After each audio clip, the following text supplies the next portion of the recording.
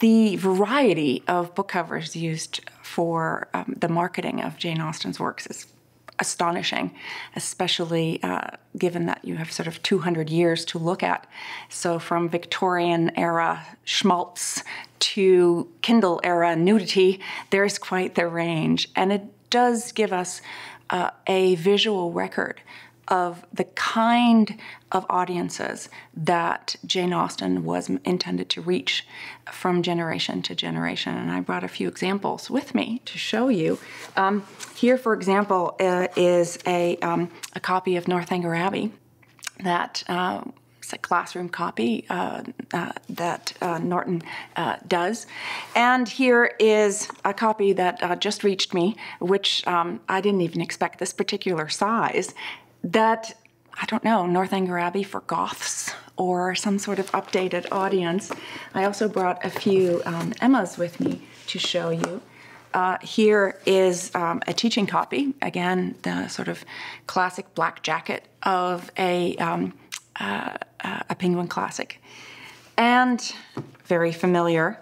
But here is the slightly more saccharine-colored, happy colors of Marvell Classics, which has just done an edition of, actually it started with Pride and Prejudice, and then they've also done Emma and Sense and Sensibility and Northanger Abbey as a comic strip, so that it actually is the whole story in a comic, trying to appeal to a very different audience still. That same black-jacketed Penguin classic I just showed you is also available as in the Penguin Threads series, which is inspired by the sort of Etsy interest in handmade crafts. And this is a copy of probably the single longest running cover for Emma, which is, yeah, you might recognize it as the cover.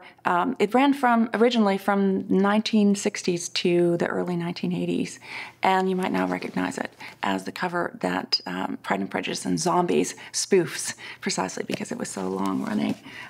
Speaking of Pride and Prejudice, I also brought some Pride and Prejudice covers for you.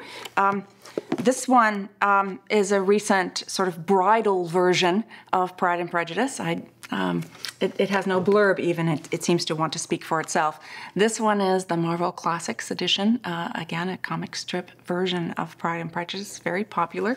The idea was to bring women over the threshold of the comic book store.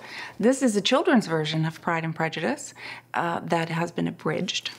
Here is the very serious Pride and Prejudice that I use in my classroom, but that may have to give way to this particular edition soon, which says, "Lock up your daughters, Darcy's in town," and seems to want to take it's part of a series that spoofs classic literature by taking the certain classic titles, serious titles, and putting them in the jackets that really belong to pulp fiction of the 1950s. So you really can judge a book by its cover, apparently, even though it's exactly the same book.